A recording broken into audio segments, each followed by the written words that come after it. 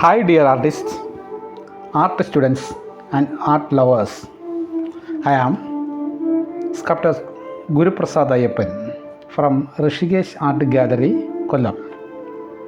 Welcome to my drawing class.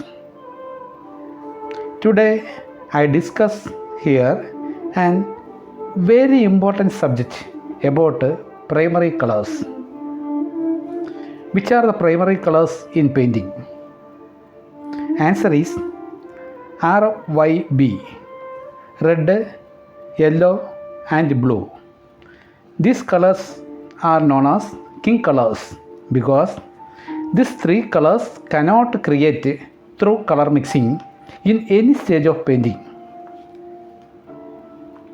But in primary colors in photography and optical science are different. They are RGB and CMY.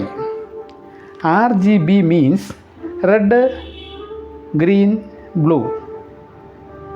CMY means cyan, magenta, yellow. The art schools and painters are accepted the first theory of primary colors or RYB theory. RYB means red, yellow, blue. No doubt, these are the primary colors in painting. Thank you.